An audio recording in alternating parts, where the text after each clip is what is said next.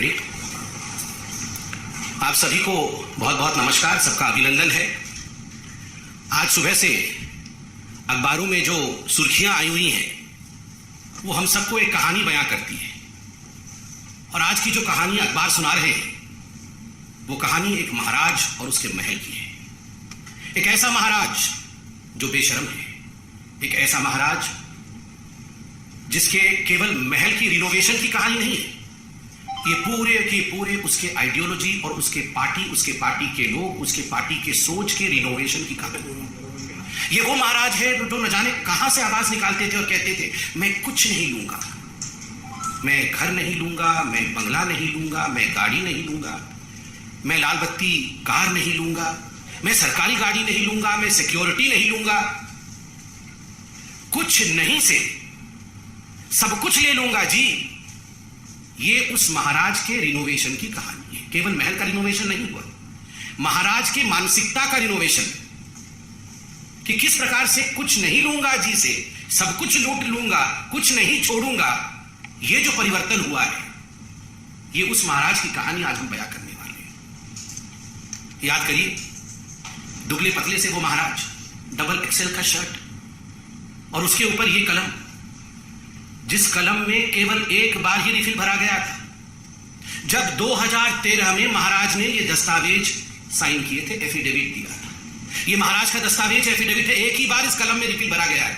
आज तक उस कलम में रिफिल नहीं है, वो कलम केवल कपड़े में लगा रहता है, क्योंकि हस्ताक्षर तो मंत्री करते हैं, भ्रष्टाचार का काम करने का काम तो मंत्री करते हैं। महाराज ने एक ही बार हस्ताक्षर किया था और उसमें क्या लिखा था? उसमें लिखा था मैं शपथ लेता हूं, मैं लाल बत्ती की गाड़ी नहीं लूंगा, मैं शपथ लेता हूं मैं अपने लिए अनावश्यक सुरक्षा नहीं लूंगा।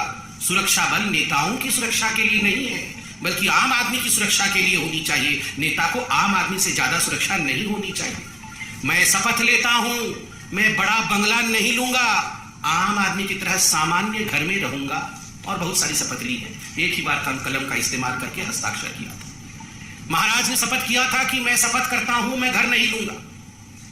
आपको मैं वीडियो भी दिखाऊंगा जिसमें महाराज अरविंद केजरीवाल कह रहे हैं मैं क्यों घर लूंगा जी, मेरे तो अभी जिस घर में रहता हूं उसमें तो 4-5 कमरे हैं, मैं 4-5 कमरे में ही रहूंगा और सरकार में भी आऊंगा तो 4-5 कमरे से ज्यादा कमरे नहीं लूंगा। और मैं सरकार से भी निवेदन करता हूं कि एक छोटा सा घर मुझे दिया जाए, मुझे कोई बंगला नहीं दिया जाए, मुझे कोई गाड़ी नहीं दी जाए, और ये जो सरकार ने मुझे आवंटित किया है घर, इस घर को सरकार वापस ले ले। इस प्रकार की बातें करते थे। और आज मैं उस महाराज की हवस जो ऐशो आराम के लिए है, ऐशो आराम के लिए जो इस महाराज की हवस है, उसके हवस की कहानी सुनाऊंगा कि पैसे और ऐशो आराम के लिए किस प्रकार का इसका हवस है। मीडिया ने बताया है कि 45 करोड़ रुपए खर्च करके अरविंद केजरीवाल जी की जो सरकारी बंगला है उसका रिनोवेशन किया गया है। 45 crore rupees have been spent for the renovation of the bungalow of mister Arvind Kejriwal. इस 45 करोड़ रुपए को अगर हम देखें कि किस प्रकार से खर्च किया गया है, जो सिविल लाइन में उनका सरकारी बंगलो है फ्लैग स्टाफ रोड में, आपको जान के आश्चर्य होगा। इसमें पर्दे की एक कहानी है, इसमें टाइल्स की एक कहानी है, इसमें मेटल फिटिंग्स की एक कहानी है, इसमें किचन की अपनी एक कहानी है।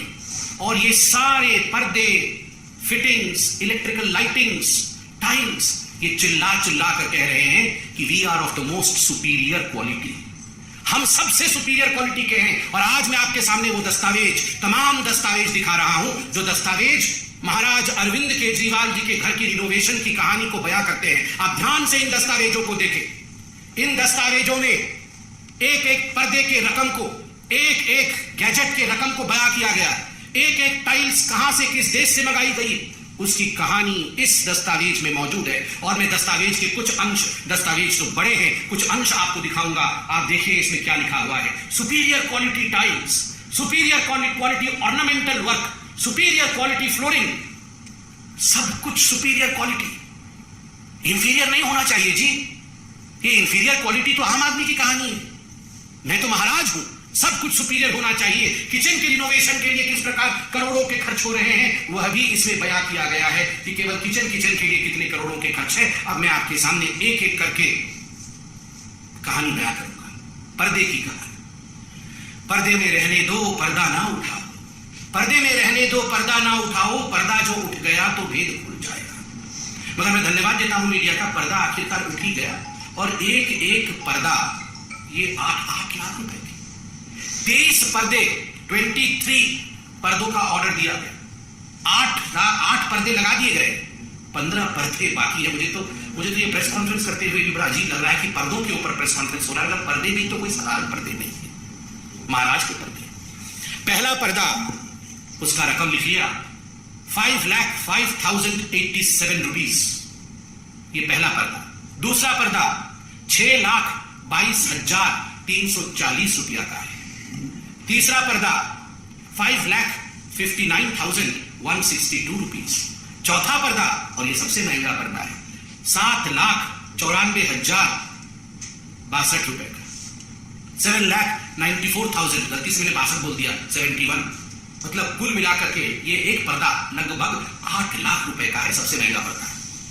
पांचवा पर्दा 3,57,291 रुपीज। छठा पर्दा 5,84,594 रुपीज।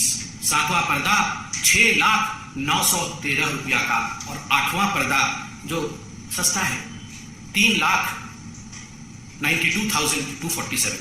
ये सबसे सस्ता पर्दा इसमें है, ये पांचवा पर्दा है जो 3,57,291 का, ये सबसे सस्ता है, बाकी तो सब बहुत ही महंगे हैं। 8 लाख के पर्दे।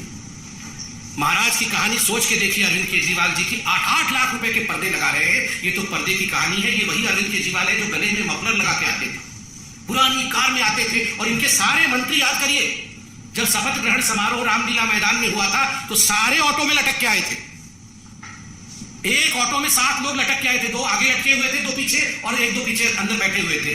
वो बैठा कोई शायद नहीं हुआ था क्योंकि कैमरा नहीं दिखता, इसलिए सभी लटके हुए थे।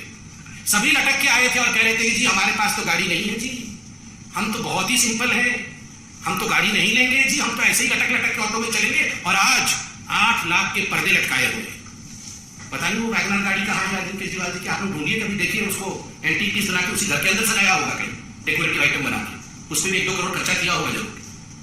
ये पर्दे की कहानी। अब मार्बल की कहानी। मार्बल की कहानी ऐसी है कि मार्बल हमारे देश में वो मिलता नहीं है, वियतनाम से मंगाया गया, क्योंकि देश के मार्बल से पसंद नहीं करते जी।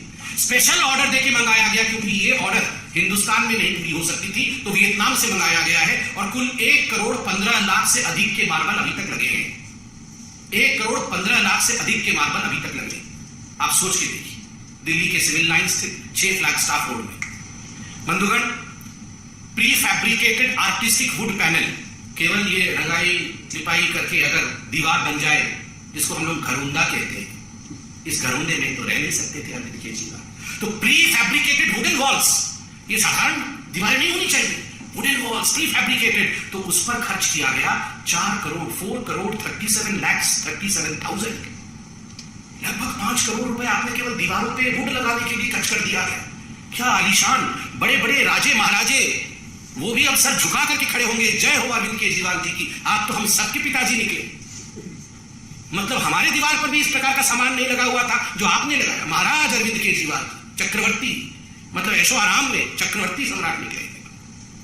फिर प्री फैब्रिकेटेड आर्टिस्टिक स्टोन, केवल ये वुडन पैनलिंग लगाने से खुश नहीं हुए। आर्टिस्टिक स्टोन्स जो हम लोग सुनते थे कि महलों में वो रत्न अलंकार जड़ित होते थे, उस प्रकार से आर्टिस्टिक स्टोन वर्क किया गया, जिसमें 58,58,555 रुपए, 58,58,555 रुपीज, ये स्टोन्स, प्री फैब्रिकेटेड स्टोन्स लगाने में खर्च हुआ। तो आप सोच के देखिए, 5-6 करोड़ की दीवारें अरविंद केजरीवाल जी ने बनाई है। और तो और decorative pillars, railings, metal decorative pieces पे लाखों खर्च किए गए। बंधुगण, कुल मिलाकर के ये सब 45 करोड़ 45 करोड़ रुपए का खर्च करके।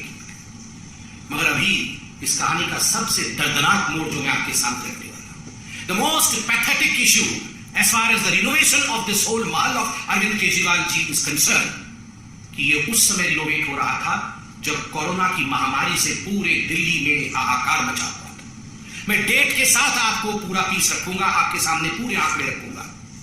आज समझ में आ रहा है कि अरविंद केजरीवाल जी जिस समय दिल्ली में ऑक्सीजन सप्लाई केंद्र तो कर रही थी, टैंकर तो आ रहे थे, मगर टैंकर अस्पतालों तक पहुंच नहीं पा रहे थे।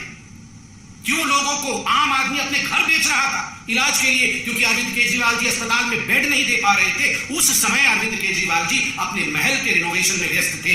1 सितंबर 2020 जब कोविड का पहला चरण, पहला वेव चल रहा था, तब रिनोवेशन के लिए 7 करोड़ 91 लाख रुपए सैंक्शन किए गए। 8 जून 2021 को जब ऑक्सीजन सिलेंडर के लिए दिल्ली में हाहाकार मचा हुआ था, उस समय 1 करोड़ 64 लाख रुपए अरविंद केजरीवाल जी के महल के रिनोवेशन के लिए सैंक्शन किया गया। 22 अक्टूबर 2021 को जब कोविड का विषय पूरा चल रहा था, उस समय 9 करोड़ 9 लाख रुपए सैंक्शन किए गए। 30 दिसंबर 2021 को 5 करोड़ 73 लाख रुपए सैंक्शन किए गए, मगर ये कम पड़े, इसलिए 8 करोड़ रुपए और देने पड़े और 8 करोड़ खर्च हुआ। और 29 दिसंबर 2020 को 9 करोड़ 34 लाख रुपीस, 9 करोड़ 34 लाख रुपया ये सैंक्शन किया गया महल के रिनोवेशन के लिए। आप सोच के देखिए, आप सोच के देखिए किस प्रकार का ये विलासिता की कहानी है। जब लोग कोरोना के हाहाकार से परेशान थे, जीवन त्याग रहे थे, अपने घर बेच रहे थे, उस समय अरविंद केजरीवाल जी अपने महल को रिनोवेट कर रहे थे। और बंधुगण, यहां पत्रकार बैठे हैं, मैं सभी पत्रकारों को हाथ जोड़ के आज धन्यवाद दूंगा।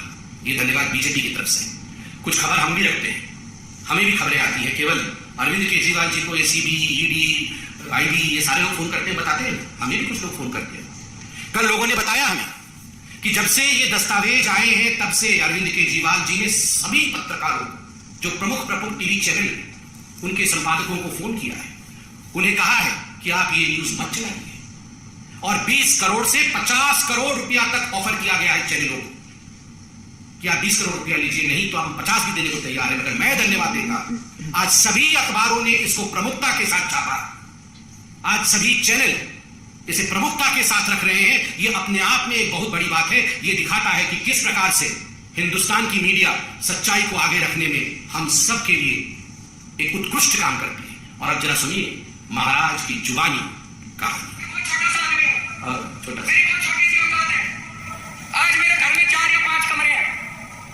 मैं जहां भी जाऊंगा 4-5 कमरों से ज्यादा की मेरे को क्या जरूरत है भाई साहब? 4-5 कमरे ही चाहिए, हाथ पैर पसारने के लिए उतनी जगह चाहिए, और जगह की क्या जरूरत है? मेरे कई चाहने वाले, मेरे दोस्त और मेरे हमारे जो पार्टी के सपोर्टर्स हैं, उन लोगों के मेरे पास फोन आए, उन लोगों के और जो जनता के फोन आए, उनके मैसेजेस आए, और उन्हें लगा कि मुझे ऐसे घर में नहीं आना चाहिए। तो मैं ये दोनों घर छोड़ रहा हूँ और मैं सरकार को बोलूंगा कि वो मेरे लिए कोई और इससे भी छोटे घर ढूंढने की कोशिश करें। तो वो कहते हैं ना सीजन वाइज, तो वही वाली बात है, हमें तो उसके लिए तैयार रहना पड़ेगा। अभी आप तो प्रिपेयर फॉर दिस। कोई लाल बत्ती की गाड़ी नहीं होनी चाहिए उसके पास, कोई बड़ा बंगला नहीं होना चाहिए उसके पास, वो एक कमरे के फ्लैट में रहे आम आदमी की तरह, कोई सिक्योरिटी नहीं होनी चाहिए। आप सोचिए जरा, कहां से आवाज निकालते थे। मतलब हृदय की गहराई से, पेट के अंदर से एकदम आवाज निकलती थी अरविंद केजरीवाल जी की कि एक कमरे के घर में रहूंगा जी, नहीं रहना चाहिए एक कमरे से बाहर। 3 मैं तो सिर्फ उतना ही, मुझे उतना ही स्थान चाहिए, पैर पसार लूं बस, मेरा पैर बस दीवार से ना लगे, दीवार और पैर के बीच में इतनी जगह होनी चाहिए, बस उतना ही जगह चाहिए। कहां से ये आवाज निकालते थे और कहां से कहां पहुंच गए। पैर पसारने से लेकर शराब घोटाले तक, और शराब घोटाले से लेकर महल के रिनोवेशन तक की ये कहानी आज भारतीय जनता पार्टी ने मीडिया के माध्यम से जनता के समक्ष रखा है। जनता, ये है महाराज अरविंद केजरीवाल और उनके महल के भ्रष्टाचार की कहानी। आप जरूर इसे देखें, जानें और महाराज को परखें और पहचानें। धन्यवाद।